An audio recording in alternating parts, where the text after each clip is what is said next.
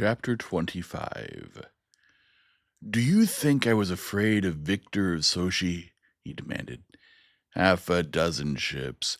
We could make a new Van Allen belt around Tanith of them with what we have here. Our real enemy is on Marduk, not Sochi. His name's Zaspar McCann. Zaspar McCann and Andre Dunnan, the man I came out from Graham to hunt.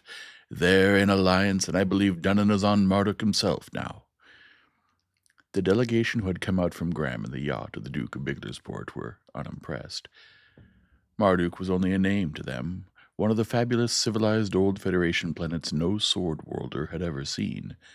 Zaspar McCann wasn't even that, and so much had happened on Graham since the murder of Elaine Carval and the piracy of the Enterprise that they had completely forgotten Andre Dunnan. That put them at a disadvantage. All the people whom they were trying to convince, the 100 members of the new nobility of Tanith, spoke a language they didn't understand. They didn't even understand the proposition, and couldn't argue against it. Patrick Morland, who was Graham-born and had been speaking for a return in force to fight against Omfrey of Glaspeth and his supporters, defected from them at once. He had been on Marduk, and knew who Zaspar McCann was.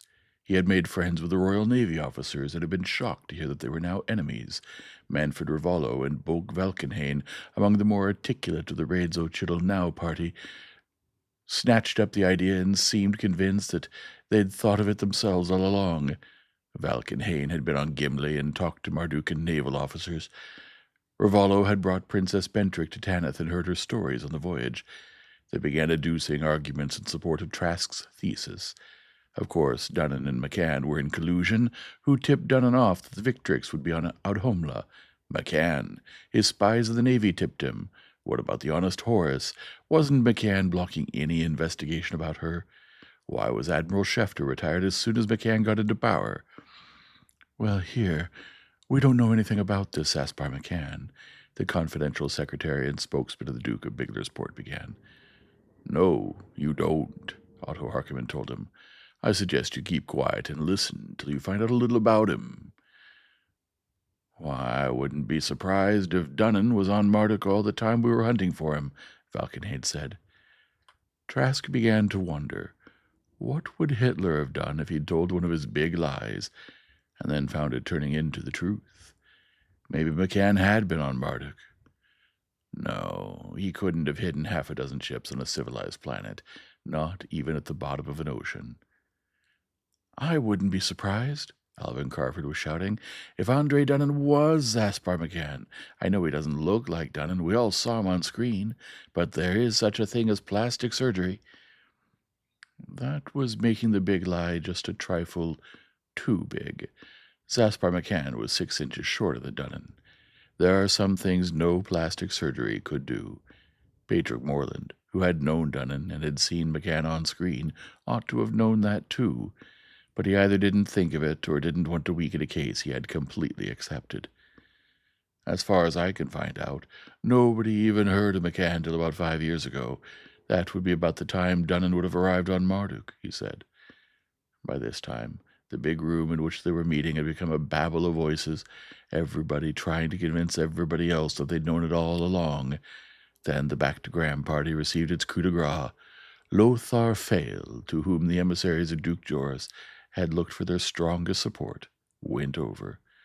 "You people want us to abandon a planet we built up from nothing, and all the time and money we've invested in it, to go back to Graham and pull your chestnuts out of the fire? Gehenna with you! We're staying here and defending our own planet. If you're smart, you'll stay here with us." The Biglersport delegation was still on Tanith, trying to recruit mercenaries from the King of Trade town and dickering with the Gilgamesher to transport them to Graham, when the big lie turned into something like the truth. The observation post on the moon of Tanith picked up an emergence at 20 light minutes due north of the planet. Half an hour later there was another one at 5 light minutes, a very small one, and then a third at 2 light seconds, and this was detectable by radar and microwave as a ship's pinnace. He wondered if something had happened on Amaterasu or Beowulf. Somebody like Gratham or the Everards might have decided to take advantage of the defensive mobilization on Tanith. Then they switched the call from the pinnace over to a screen, and Prince Simon Bentrick was looking out of it. "I'm glad to see you. Your wife and son are here, worried about you, but safe and well." He turned to shout to somebody to find young Count Stephen of Avery and tell him to tell his mother. "How are you?" "I had a broken leg when I left Moonbase, but that's mended on the way," Bentrick said. "I have little Princess Myrna aboard with me now. For all I know, she's Queen of Marduk now." He gulped slightly. "Prince Trask, we've come as beggars. We're begging help for our planet." "You've come as honored guests, and you'll get all the help we can give you." He blessed the Soshi invasion scare, and the big lie which was rapidly ceasing to be a lie. Tanith had the ships and men and the will to act. "What happened? McCann deposed the king and took over?" "It came to that," Bentrick told him. "It had started even before the election. The People's Watchmen had possessed weapons that had been made openly and legally on Marduk for trade to the neo-barbarian planets, and then clandestinely diverted to secret People's Welfare arsenals. Some of the police had gone over to McCann. The rest had been terrorized into inaction. There had been riots fomented in working-class districts of all the cities as pretext for further terrorization. The election had been a farce of bribery and intimidation.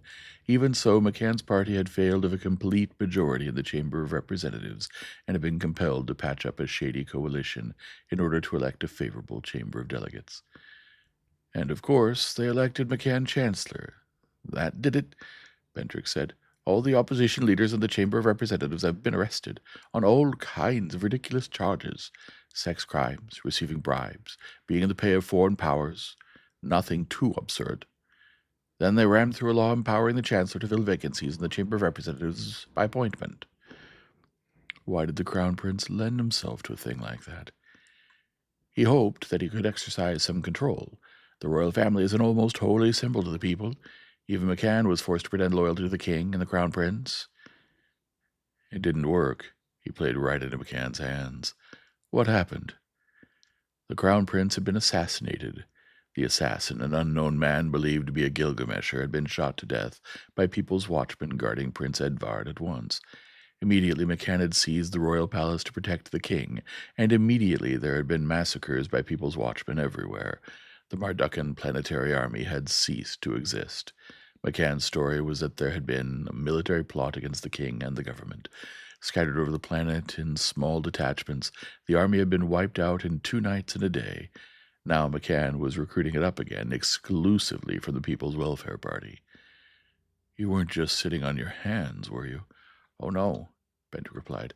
"I was doing something I wouldn't have thought myself capable of a few years ago, organizing a mutineering conspiracy in the Royal Mardukan Navy. After Admiral Schefter was forcibly retired and shut up in an insane asylum, I disappeared and turned into a civilian counter-gravity lifter operator at the Malverton Navy Yard. Finally, when I was suspected, one of the officers, he was arrested and tortured to death later, managed to smuggle me onto a lighter for the moon base. I was an orderly in the hospital there. The day the Crown Prince was murdered, we had a mutiny of our own. We killed everybody we even suspected of being a mechanist. The moon base has been under attack from the planet ever since."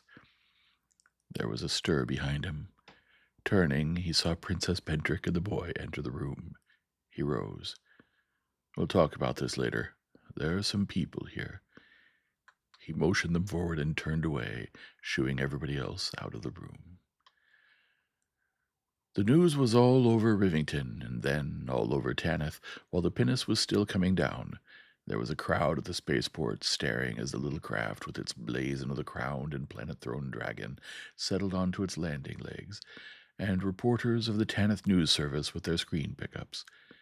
He met Prince Bentrick, a little in advance of the others, and managed to whisper to him hastily, "While you're talking to anybody here, always remember that Andre Dunnan is working with Zaspar McCann, and as soon as McCann consolidates his position, he's sending an expedition against Tanith." "How in blazes did you find that out here?" Bentrick demanded. "From the Gilgameshers?" Then Harkonnen and Rathmore and Valkenhayn and Lothar Fail and the others were crowding up behind, and more people were coming off the pinnace, and Prince Bentrick was trying to embrace both his wife and his son at the same time. "Prince Trask." He started at the voice, and was looking into the deep blue eyes under coal black hair. His pulse gave a sudden jump, and he said, Valerie, and then, Lady Elverath, I'm most happy to see you here. Then he saw who was beside her and squatted on his heels to bring himself down to a convenient size. And Princess Myrna, welcome to Tanith, Your Highness. The child flung her arms around his neck. Oh, Prince Lucas, I'm so glad to see you. There's been such awful things happened. There won't be anything awful happen here, Princess Myrna. You're among friends. Friends with whom you have a treaty, remember? The child began to cry bitterly. That was when I was just a play queen. And now I know what they meant when they talked about when Grandpa and Papa would be through being king. Papa didn't even get to be king. Something big and warm and soft was trying to push between them. A dog with long blonde hair and floppy ears. In a year and a half, puppies can grow surprisingly. Mopsy was trying to lick his face. He took the dog by the collar and straightened. Lady Valerie, will you come with us? He asked. I'm going to find quarters for Princess Myrna. Is it Princess Myrna, or is it Queen Myrna? He asked. Prince Bentrick shook his head. We don't know. The king was alive when we left Moonbase, but that was 500 hours ago. We don't know anything about her mother, either. She was at the palace when Prince Edvard was murdered. We've heard absolutely nothing about her. The king made a few screen appearances, parroting things McCann wanted him to say, under hypnosis. That was probably the very least of what they did to him. They've turned him into a zombie.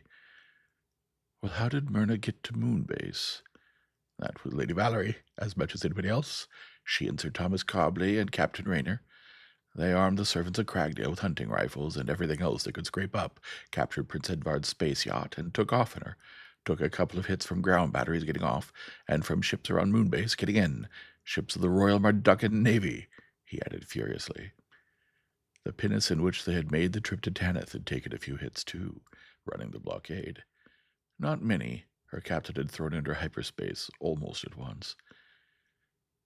They sent the yacht off to Gimli, Bentrick said. From there, they'll try to rally as many of the Royal Navy units as haven't gone over to McCann. They're to assemble on Gimli and await my return. If I don't return in 1,500 hours from the time I left Moonbase, they're to use their own judgment. I'd expect that they'd move in on Marduk and attack. That's 60-odd days, Otto Harkonnen said. That's an awfully long time to expect that lunar base to hold out against a whole planet. It's a strong base. It was built 400 years ago when Marduk was fighting a combination of 6 other planets. It held out against continuous attack once, for almost a year. It's been constantly strengthened ever since. And what have they thrown at it? Harkonnen persisted. When I left, 6 ships of the former Royal Navy that had gone over to McCann, 4 1,500-footers, same class as the Victrix, and 2,000-footers. Then there were 4 of Andre Dunnan's ships. You mean he really is on Marduk?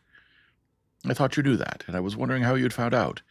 Yes, Fortuna, Bolide, and 2 armed merchantmen, a Balder-built ship called the Reliable, and your friend, Honest Horse. You didn't really believe Dunnan was on Marduk? Bogue Valkenhayn asked. Actually, I didn't. I had to have some kind of a story to talk those people out of that crusade against Omfrey of Glaspeth. He left unmentioned Valkenhayn's own insistence on a plundering expedition against Soshi. Now that it turns out to be true, I'm not surprised. We decided long ago that Dunnan was planning to raid Marduk. It appears that we underestimated him. Maybe he was reading about Hitler, too. He wasn't planning any raid, he was planning conquest, and the only way a great civilization can be conquered, by subversion. Yes, Harkonnen put in. 5 years ago, when Dunnan started this program, who was this McCann, anyhow? Nobody, Bentrick said. A crackpot agitator in Dreplin.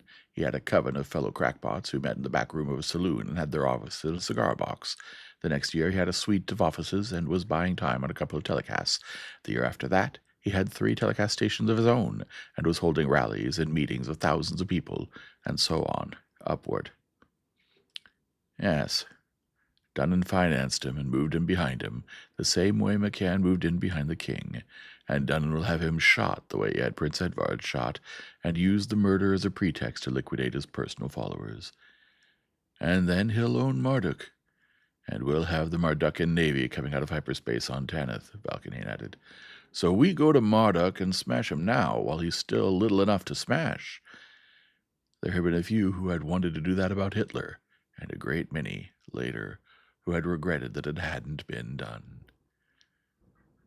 "The Nemesis, the Coruscant, and the Space Scourge for sure?" he asked. Harkonnen and Valkenade agreed.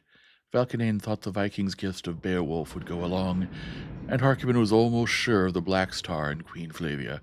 He turned to Bentrick. "Start that pinnace off for Gimli at once, within the hour if possible. We don't know how many ships will be gathered there, but we don't want them wasted in detail attacks. Tell whoever's in command there that ships from Tanith are on the way, and to wait for them." 1,500 hours, less the 500 Bentrick was in space for Marduk. He hadn't had time to estimate voyage time to Gimli from the other Mardukan trade planets, and nobody could estimate how many ships would respond. "It may take us a little time to get an effective fleet together, even after we get through arguing about it." "Argument," he told Bentrick, "is not exclusively a feature of democracies." Actually, there was very little argument, and most of that among the Mardukans. Prince Bentrick insisted that Crown Princess Myrna would have to be taken along. King Mikil would be either dead or brainwashed into imbecility by now, and they would have to have somebody to take the throne. Lady Valerie Alvarath, Sir Thomas Cobley, the tutor, and the nurse Margot refused to be separated from her. Prince Bentrick was equally firm, with less success, on leaving his wife and son on Tanith. In the end, it was agreed that the entire Mardukan party would space out on the Nemesis. The leader of the Biglersport delegation attempted an impassioned tirade about going to the aid of strangers while their own planet was being enslaved. He was booed down by everybody else and informed that Tanith was being defended where a planet ought to be, on somebody else's real estate. When the Biglersporters emerged from the meeting, they found that their own space yacht had been commandeered and sent off to Amaterasu and Beowulf for assistance, that the regiment of local infantry they had enlisted for the king of Tradetown had been taken over by the Rivington authorities, and that the Gilgamesh freighter they had chartered to transport them to Graham would now take them to Marduk. The problem broke into two halves: the purely naval action that would be fought to relieve the moon of Marduk if it still held out, and to destroy the Dunnan and McCann ships, and the ground-fighting problem of wiping out McCann's supporters and restoring the Mardukan monarchy. A great many of the people of Marduk would be glad of a chance to turn on McCann, once they had arms and were properly supported. Combat weapons were almost unknown among the people, however, and even sporting arms uncommon. All the small arms and light artillery and auto weapons available were gathered up. The Grendelsbane came in from Beowulf, and the Sun Goddess from Amaterasu. 3 independent space Viking ships were still in orbit on Tanith. They joined the expedition. There would be trouble with them on Marduk. They'd want to loot. Let the Mardukans worry about that. They could charge it off as part of the price for letting Zaspar McCann get into power in the first place. There were 12 spacecraft in line outside the moon of Tanith, counting the 3 Independents and the forcibly chartered Gilgamesh troop transport that was the biggest fleet Space Vikings had ever assembled in their history. Alvin Carford said as much while they were checking the formation by screen. "It isn't a Space Viking fleet," Prince Bentrick differed. "There are only 3 Space Vikings in it. The rest are the ships of 3 civilized planets: Tanith, Beowulf, and Amaterasu." Carford was surprised. "You mean we're civilized planets, like Marduk or Balder or Odin or—" "Well, aren't you?" Trask smiled. He'd begun to suspect something of the sort a couple of years ago. He hadn't really been sure until now. His most junior staff officer, Count Stephen of Bravery, didn't seem to appreciate the compliment. "We are space Vikings," he insisted, "and we're going to battle with the neo-barbarians of Zaspar McCann." "Well, I won't argue the last half of it, Stephen," his father told him. "Are you people done yakking about who's civilized and who isn't?" "Go out," Kirby asked. "Then give the signal. All the other ships are ready to jump." Trask pressed the button on the desk in front of him. A light went on over Kirby's control panel as one would on each of the other ships. He said, "Jumping," around the stem of his pipe, and twisted the red handle and shoved it in. 450 hours in the private universe that was the Nemesis. Outside, nothing else existed, and inside there was nothing to do but wait, as each hour carried them 6 trillion miles nearer to Gimli. At first, the ruthless and terrible space Viking Stephen, Count of Bravery, was wildly excited. But before long he found that there was nothing exciting going on. It was just a spaceship, and he'd been on ships before. Her Highness the Crown Princess, or maybe Her Majesty the Queen of Marduk, stopped being excited about the same time, and she and Stephen and Mopsy played together. Of course, Myrna was only a girl, and 2 years younger than Stephen, but she was, or at least might be, his sovereign, and beside, she had been in a space action, if you call what lies between a planet and its satellite space, and if you call being shot at without being able to shoot back an action, and relentless bravery the interstellar terror had not. This rather made up for being a girl and a mere baby of going on 10. One thing, there were no lessons. Sir Thomas Cobley fancied himself as a landscape painter, and spent most of his time arguing techniques with Van Larch, and Stephen's tutor, Captain Rayner, was a normal space astrogator, and found a kindred spirit in Charles Renner. This left Lady Valerie Alvarath at a loose end. There were plenty of volunteers to help her fill in the time, but rank hath its privileges. Trask undertook to see to it that she did not suffer excessively from shipboard ennui. Charles Renner and Captain Rayner approached him during the cocktail hour before dinner, some 100 hours short of emergence. "We think we figured out where Dunnan's base is," Renner said. "Oh, good. Everybody else had, on a different planet. Where's yours?" "Abaddon," the Count of Ravery's tutor said. When he saw that the name meant nothing to Trask, he added, "The 9th, outer planet of the Marduk system." He said it disgustedly. "Yes. Remember how you and Boak and Manfred had out with their ships, checking our outside planets to see if Prince Victor might be hiding on one of them? Well, what with the time element, and the way the Honest Horse was shuttling back and forth from Marduk to some place that wasn't Gimli, and the way Dunnan was able to bring his ships in as soon as the shooting started on Marduk, we thought he must be on an uninhabited outer planet of the Marduk system."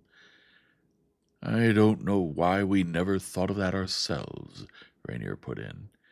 "I suppose because nobody ever thinks of Abaddon for any reason. It's only a small planet, about 4,000 miles in diameter, and it's 3.5 billion miles from primary, frozen solid.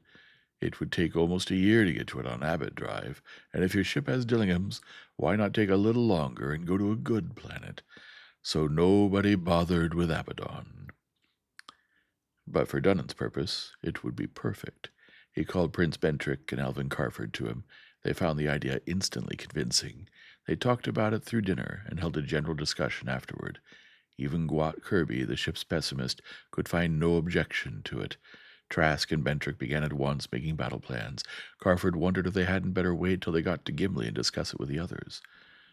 "No," Trask told him. "This is the flagship. Here's where the strategy is decided." "Well, how about the Mardukan Navy?" Captain Rayner asked. "I think Fleet Admiral Bargham's in command of Gimli." Prince Simon Bentrick was silent for a moment, as though he realized with reluctance that the big decision was no longer avoidable. "He may be, at present, but he won't be when I get there. I will be." "But, Your Highness, he's a Fleet Admiral. You're just a Commodore." "I am not just a Commodore. The king is a prisoner, and for all we know, dead. The Crown Prince is dead. The Princess Myrna is a child. I'm assuming the position of Regent and Prince Protector of the realm." Chapter 26. There was a little difficulty on Gimli with Fleet Admiral Bargham. Commodores didn't give orders to Fleet Admirals.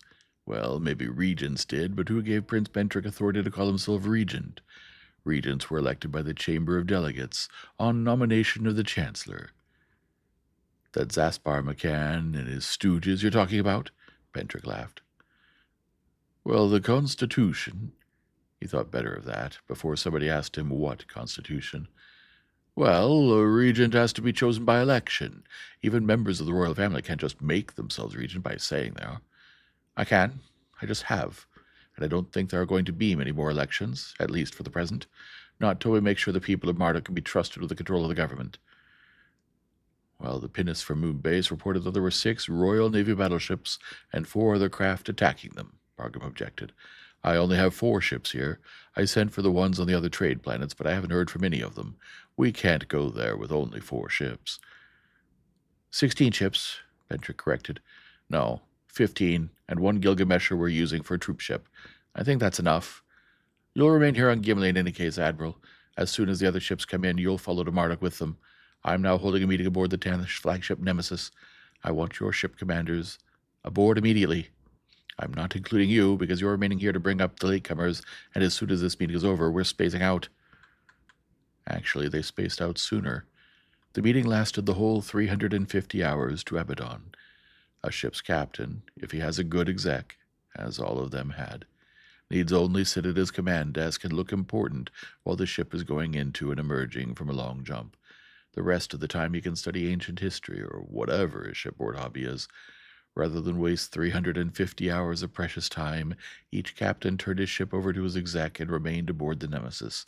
Even on so spacious a craft, the officers' country north of the engine rooms was crowded like a tourist hotel in mid-season. One of the four Mardukans was the Captain Garave, who had smuggled Bentrick's wife and son off Marduk, and the other three were just as pro-Bentrick, pro-Tanith, and anti-McCann. They were, on general principles, also anti-Bargum. There must be something wrong with any fleet admiral who remained in his command after Zaspar McCann came to power. So as soon as they spaced out, there was a party. After that, they settled down to planning the Battle of Abaddon. There was no Battle of Abaddon. It was a dead planet, one side in night and the other in dim twilight from the little speck of a sun 3.5 billion miles away, jagged mountains rising out of the snow that covered it from pole to pole. The snow on top would be frozen CO2, according to the thermocouples. The surface temperature was well below -100 centigrade. No ships on orbit circled it. There was a little faint radiation, which could have been from naturally radioactive materials.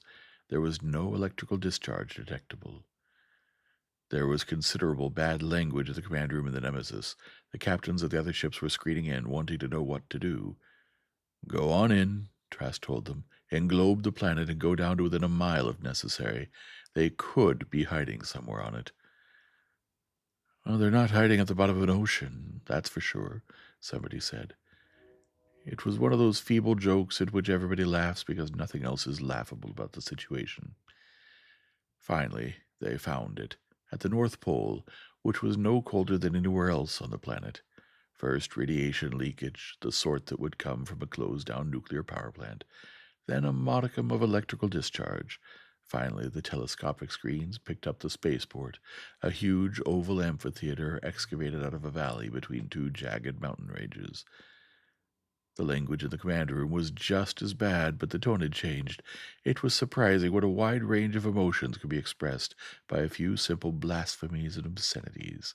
Everybody who had been deriding Charles Renner were now acclaiming him. But it was lifeless. The ships came crowding in. Airlocked landing craft full of space-armored ground fighters went down. Screens in the command room lit as they transmitted in views. Depressions in the carbon dioxide snow where the 100-foot pad feet of ships' landing legs had pressed down. Ranks of cargo lighters that had plied to and from other ships of orbit, and all around the cliff-walled perimeter, airlock doors to caverns and tunnels. A great many men with a great deal of equipment had been working here in the estimated 5 or 6 years since Andre Dunnan, or somebody, had constructed this base. Andre Dunnan. They found his badge, the crescent blue on black, on things. They found equipment that Harkiman recognized as having been part of the original cargo stolen with the Enterprise. They even found, in his living quarters, a blown-up photoprint picture of Neville Orme, draped in black. But what they did not find was a single vehicle small enough to be taken aboard ship, or a single scrap of combat equipment, not even a pistol or a hand grenade. Dunnan had gone, but they knew whither and where to find him. The conquest of Marduk had moved into its final phase. Marduk was on the other side of the sun from Abaddon with 95 million miles. Close, but not inconveniently so, Trask thought, to spare. Gwat Kirby and the Mardukan astrogator who was helping him made it within a light minute. The Mardukan thought that was fine. Kirby didn't. The last micro-jump was aimed at the moon of Marduk, which was plainly visible in the telescopic screen. They came out within a light second and a half, which Kirby admitted was reasonably close. As soon as the screens cleared, they saw that they weren't too late. The moon of Marduk was under fire, and firing back. They'd have detection, and he knew what they were detecting, a clump of 16 rending distortions of the fabric of space-time as 16 ships came into sudden existence in the normal continuum. Beside him, Bentrick had a screen on. It was still milky white, and he was speaking into a radio handphone. "Simon Bentrick, Prince Protector Marduk, calling Moonbase." Then slowly he repeated his screen combination twice. "Come in, Moonbase. This is Simon Bentrick, Prince Protector speaking." He waited 10 seconds. It was about to start again when the screen flickered. The man who appeared in it wore the insignia of a Mardukan Navy Commodore. He needed a shave, but he was grinning happily. Bentrick greeted him by name. "Hello, Simon. Glad to see you. Your Highness, I mean. What is this Prince Protector thing? Somebody had to do it. Is the king still alive?" The grin slid off the Commodore's face, starting with his eyes. "We don't know." At first, McCann had him speaking by screen. You know what it was like, urging everybody to obey and cooperate with our trusted Chancellor. McCann always appeared on the screen with him. Bentrick nodded. "I remember."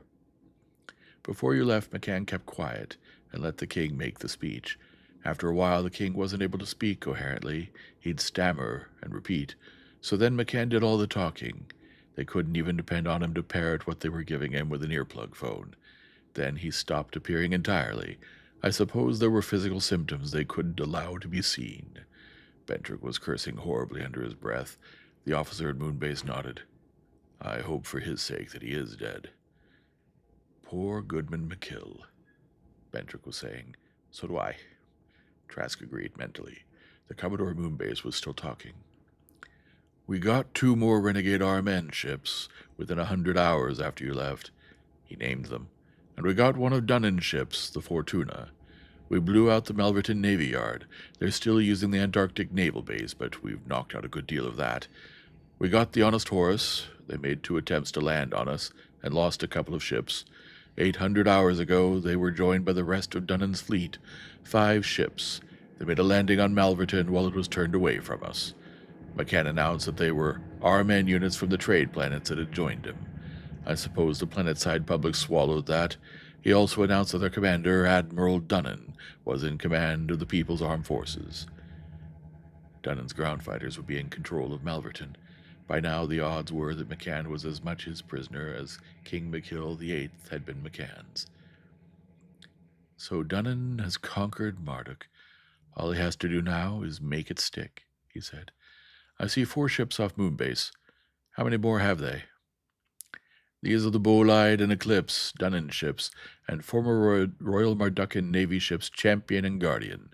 There are 5 orbiting off the planet, Arminus, Paladin, and Dunnan ships Starhopper, Banshee, Reliable, and Exporter. The last 2 are listed as merchantmen, but they're performing like regulation battlecraft." The 4 that had been circling Moonbase broke orbit and started toward the relieving fleet. One took a hit from a Moonbase missile which staggered her but did no evident damage. 2 ships which had been orbiting the planet also changed course and started out. The command room was silent except for a subdued chuckling from a computer, which was estimating enemy intentions by observed data and games theory. 3 more came hurrying out from the planet, and the 2 in the lead slowed to let them catch up. He wanted to be able to engage the 4 from off the satellite before the 5 from the planet had joined him, but Carford's computers said it couldn't be done. "All right, we have to take all our bad eggs in one basket," he said. "Try to hit them as soon after they join as possible." Their computers began chuckling again. The serving robots were doing a rush business in hot coffee. Prince Bentrick's son, sitting beside his father, had stopped being ruthless Ravery, the demon of the spaceways, and was a very young officer going into his first space battle, more scared and at the same time happier than he had ever been in his short life. Captain Garave of the Vindex was making signal to the other ships from Gimli. "Royal Navy, smash the traitors first." He could understand and sympathize, even if he couldn't approve of putting personal ahead of tactical considerations, and made a quick sealed beam call to Harkonnen to be prepared to plug any holes that left in formation if they broke away in search of vengeance.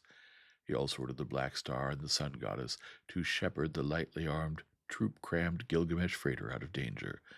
The 2 clumps of Dunnan McCann ships were converging rapidly, and Alvin Carford was screaming into a phone to somebody to get more speed.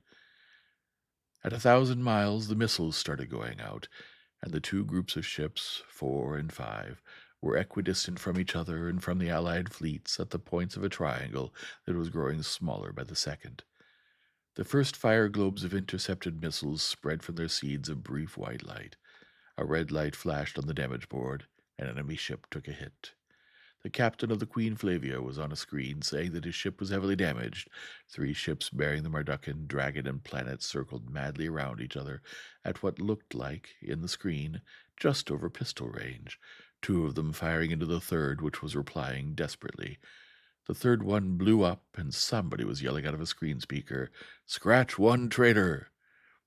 Another ship blew up somewhere, and then another. He heard somebody say, "There went one of ours," and wondered which one it was. Not the chorus Handy, he hoped. No, it wasn't. He could see her rushing after 2 other ships which were, in turn, speeding toward the Black Star, the Sun Goddess, and the Gilgamesh freighter. Then the Nemesis and the Starhopper were within gun range, pounding each other savagely. The battle had tied itself into a ball of gyrating, fire-spitting ships that went rolling toward the planet, which was swinging in and out of the main view screen and growing rapidly larger. By the time they were down to the inner edge of the exosphere, the ball had started to unwind, ship after ship dropping out of it and going into orbit, some badly damaged and some going to attack damaged enemies. Some of them were completely around the planet, hidden by it. He saw 3 ships approaching Coruscant, Sun Goddess of the Gilgamesher. He got Harkonnen on the screen. "Where's the Black Star?" he asked. "Gone to MC Square," Harkonnen replied. "We got the 2 Dunn and McCanns, Bolide and Reliable." Then young Stephen of Avery, who had been monitoring one of the intership screens, had a call from Captain Compertz of the Grendelsbane, and at the same moment somebody else was yelling, "Here comes the Starhopper again!" "Tell him to wait a moment, we have troubles," he said. Nemesis and Starhopper sledgehammered each other and parried with counter-missiles, and then, quite unexpectedly, the Starhopper went to MC Square. There was an awful lot of M being converted to E off Marduk today, including Manfred Vivallo. That grieved him. Manfred was a good man, and a good friend. He had a girl in Rivington, Niflheim. There were 800 good men aboard the Black Star, and most of them had girls who'd wait in vain for them on Tanith. Well, what had Harkonnen said so long ago on Graham? Something about old age not being a usual cause of death among space Vikings, wasn't it? Then he remembered that Gompertz of the Grendelsbane was trying to get him. He told young Count Stephen to switch him over.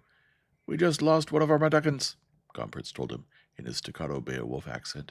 "I think she was the Challenger. The ship that got her looks like the Banshee. I'm turning to engage her." "Which way? West or on the planet?" "Be right with you, Captain."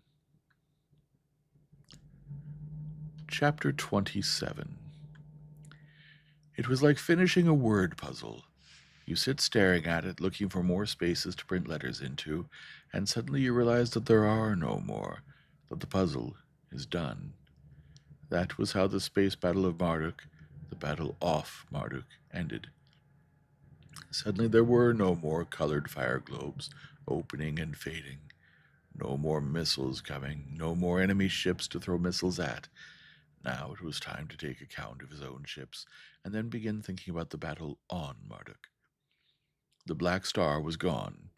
So was RMNS Challenger and RMNS Conquistador.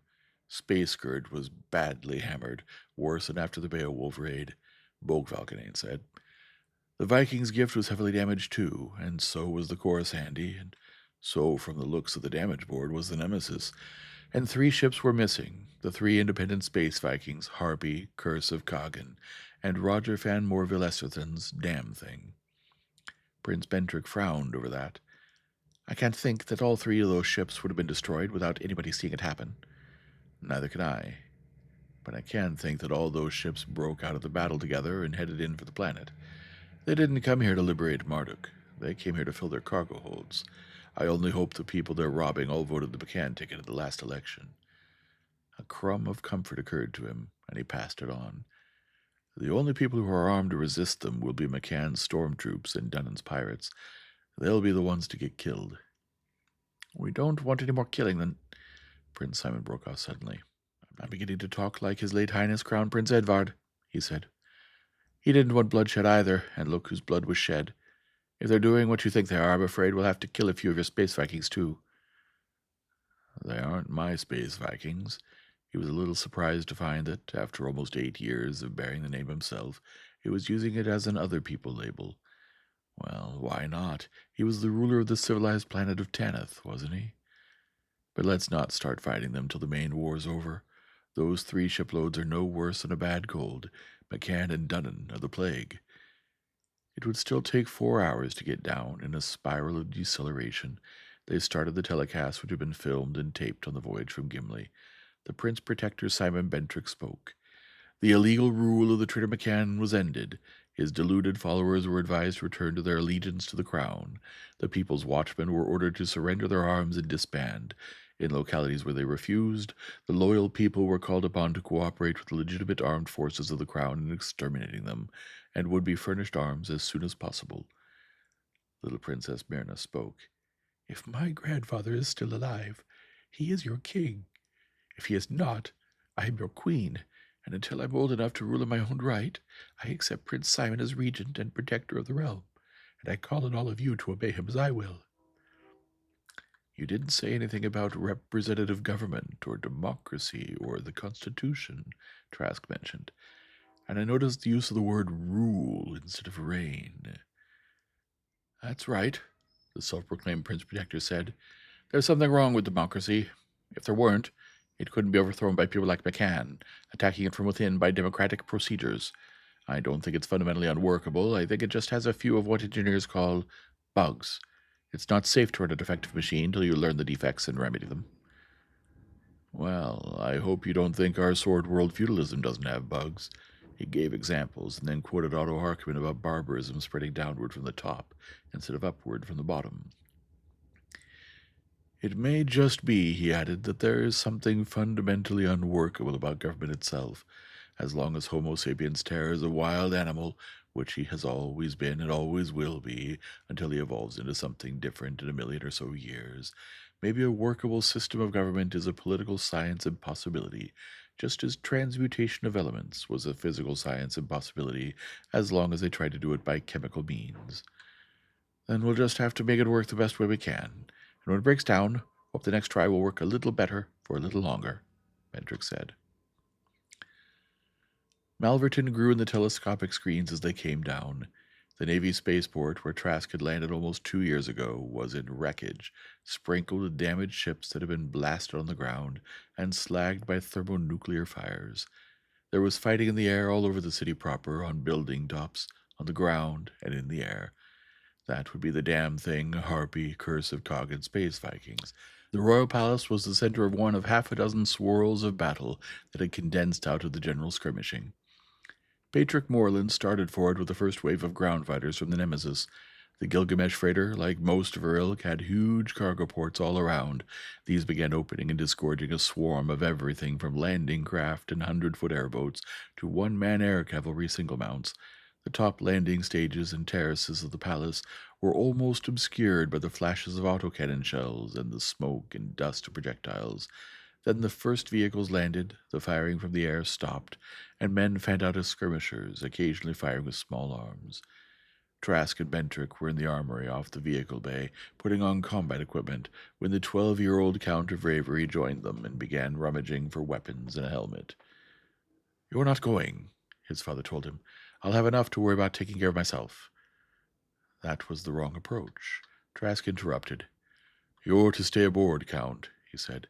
"As soon as things stabilize, Princess Myrna will have to come down. You will act as her personal escort. And don't think you're being shoved into the background. She's crown princess, and if she isn't queen now, she will be in a few years.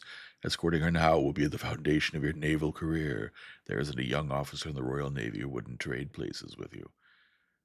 That was the right way to handle him, Lucas, Patrick approved, after the boy had gone away, proud of his opportunity and his responsibility. "It'll do just what I said for him." He stopped for a moment to play with an idea that had just struck him. "You know, the girl will be queen in a few years, if she isn't now. Queens need prince consorts. Your son's a good boy. I liked him the first moment I saw him, and I've liked him better ever since. He'd be a good man on the throne beside Queen Myrna. Oh, that's out of the question. Not a matter of consanguinity, they're about a 16th cousin, but people would say I was abusing the protectorship to marry my son out of the throne. Simon, speaking as one sovereign prince to another, you have a lot to learn. You've learned one important lesson already, that a ruler must be willing to use force and shed blood to enforce his rule. You have to learn, too, that a ruler cannot afford to be guided by his fears of what people will say about him, not even what history will say about him. A ruler's only judge is himself. Bentrick slid the transpex visor of his helmet up and down experimentally, checked the chambers of his pistol and carbine. All that matters to me is the peace and well-being of Marduk. I'll have to talk it over with my only judge. Well, let's go. The top terraces were secure when their car landed. More vehicles were coming down and discharging men. A swarm of landing craft were sinking past the building toward the ground 2,000 feet below. Auto weapons and small arms and light cannon banged, and bombs and recoilless rifle shells crashed on the lower terraces. They put the car down one of the shaftways until they ran into heavy fire from below at the limit of the advance, and then turned into a broad hallway floating high enough to clear the heads of the men on foot. It looked like the part of the palace where he had lodged when he had been a guest there, but it probably wasn't. They came to hastily constructed barricades of furniture and statuary and furnishings, behind which McCann's People's Watchmen and Andre Dunnan's Space Vikings were making resistance. They entered rooms dusty with powdered plaster and acrid with powder fumes, littered with corpses. They passed lifter skids being towed out with wounded. They went through rooms crowded with their own men. Keep your fingers off things. This isn't a looting expedition, you stupid cretin. How did you know there wasn't a man hiding behind that?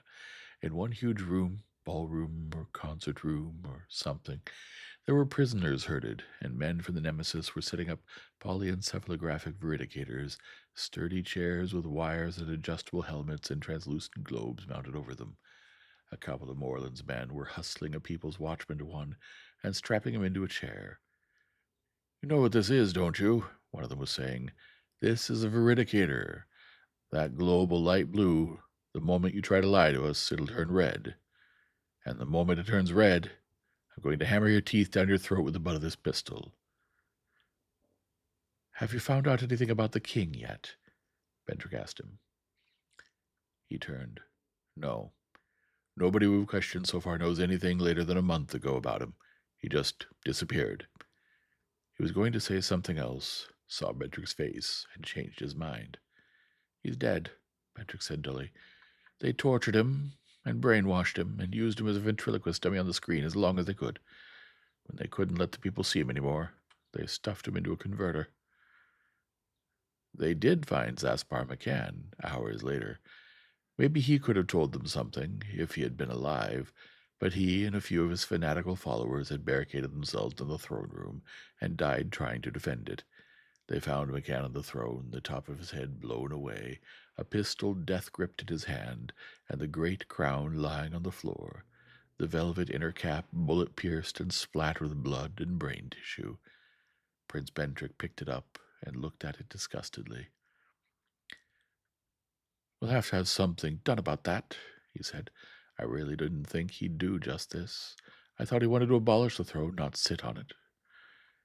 Except for one chandelier smashed and several corpses that had to be dragged out, the ministerial council room was intact. They set up headquarters there. Bolgvalkenhayn and several other ship captains joined them. There was fighting going on in several places inside the palace, and the city was still in turmoil.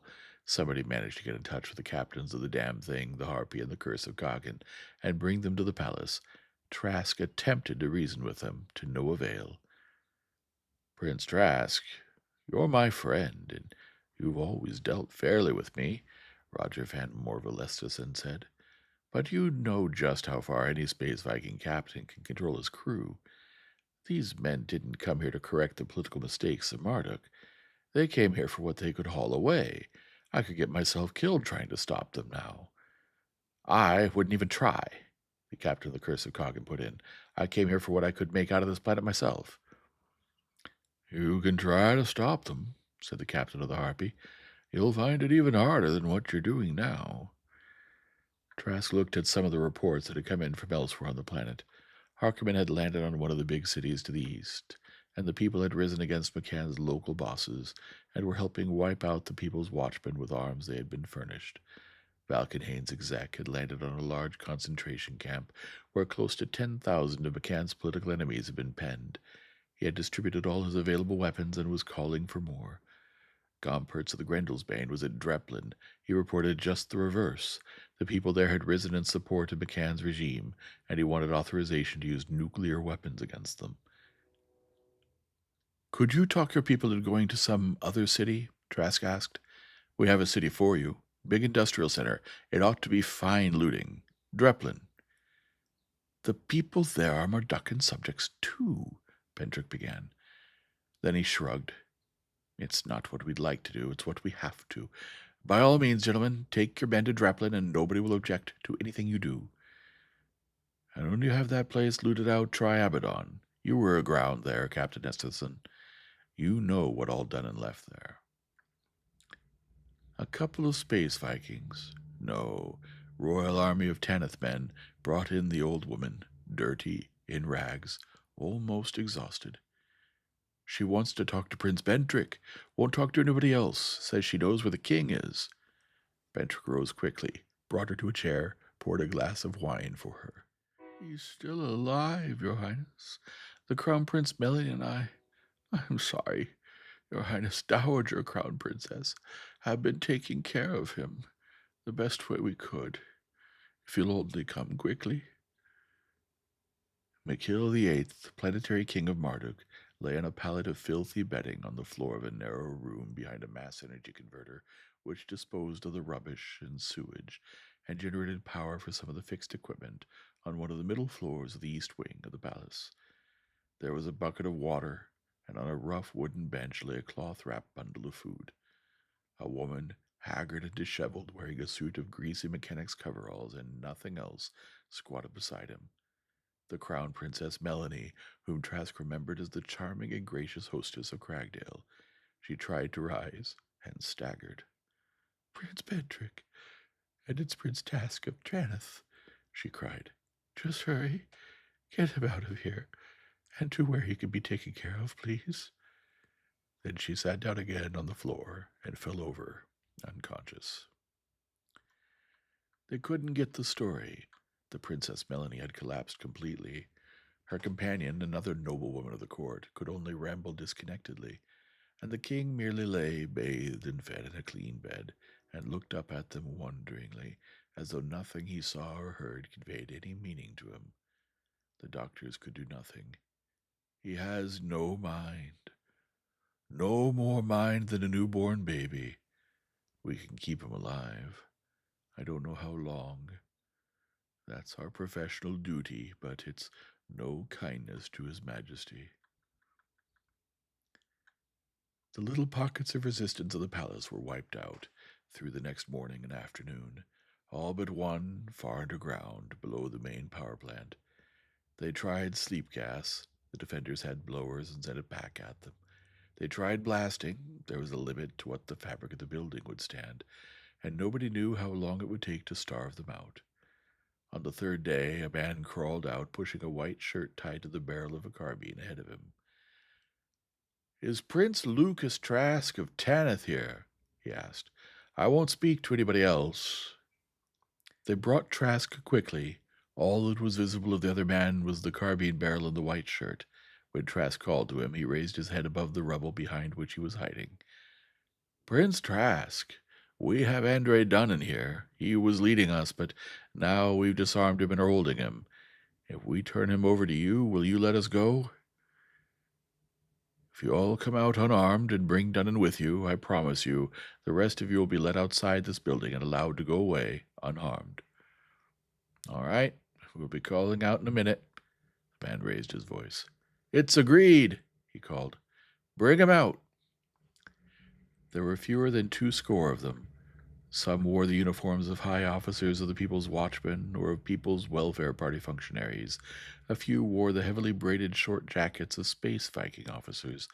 Among them, they propelled a thin-faced man with a pointed beard, and Trask had to look twice at him before he recognized the face of Andre Dunnan. It looked more like the face of Duke Angus of Wardshaven as he last remembered it. Dunnan looked at him in incurious contempt. "Your dotard king couldn't rule without Zaspar McCann, and McCann couldn't rule without me, and neither can you," he said. "Shoot this gang of turncoats, and I'll rule Marduk for you." He looked at Trask again. "Who are you?" he demanded. "I don't know you." Trask slipped the pistol from his holster, thumbing off the safety. "I am Lucas Trask. You've heard that name before," he said. "Stand away from behind him, you people." "Oh, yes, the poor fool who thought he was going to marry Elaine Carvel. Well, you won't, Lord Trask of Traskin. She loves me, not you. She's waiting for me now on Graham." Trask shot him through the head. Dunnan's eyes widened in momentary incredulity. Then his knees gave way, and he fell forward on his face. Trask thumbed on the safety and holstered the pistol, and looked at the body on the concrete. It hadn't made the least difference. It had been like shooting a snake, or one of the nasty scorpion things that infested the old buildings in Rivington. Just no more Andre Dunnan. "Take that carrot and stuff it in a mass energy converter," he said, "and I don't want anybody to mention the name of Andre Dunnan to me again." He didn't look at them all Dunnan's body away on a lifter skid. He watched the 50-odd leaders of the overthrown misgovernment of Marduk shamble away to freedom, guarded by Patrick Morland's riflemen. Now there was something to reproach himself for. He'd committed a separate and distinct crime against Marduk by letting each one of them live. Unless recognized and killed by somebody outside, every one of them would be at some villainy before next sunrise. Well, King Simon I could cope with that. He started when he realized how he had thought of his friend. Well, why not? McKill's mind was dead. His body would not survive it more than a year. Then a child queen and a long regency. And long regencies were dangerous. Better a strong king in name as well as power. And the succession could be safeguarded by marrying Stephen and Myrna. Myrna had accepted at 8 that she must someday marry for reasons of state. Why not her playmate Stephen? And Simon Bentrick would see the necessity. He was neither a fool nor a moral coward. He only needed to take some time to adjust to ideas. The rabble who had bought their lives of their leaders had gone now. Slowly he followed them, thinking. Don't press the idea on Simon too hard. Just expose him to it and let him adopt it. And there would be the treaty, Tanith, Marduk, Beowulf, Amaterasu, eventually treaties with the other civilized planets. Nebulously, the idea of a league of civilized worlds began to take shape in his mind. Be a good idea if he adopted the title of King of Tanith for himself, and cut loose from the sword worlds, especially cut loose from Graham. Let Victor of Sochi have it, or Garvin Spasso. Victor would be the last space Viking to take his ships back against the sword worlds. Sooner or later, civilization and the old Federation would drive them all home to loot the planets that had sent them out. Well, if he was going to be a king, shouldn't he have a queen? Kings usually did. He climbed into the little hall car and started up a long shaft. There was Valerie Elverath. They'd enjoyed each other's society on the Nemesis. He wondered if she would want to make it permanent, even on a throne. Elaine was with him. He felt her beside him, almost tangibly. Her voice was whispering to him, "She loves you, Lucas. She'll say yes. Be good to her, and she'll make you happy." Then she was gone, and he knew that she would never return. Goodbye, Elaine. End of H.BeamPiper's Space Viking.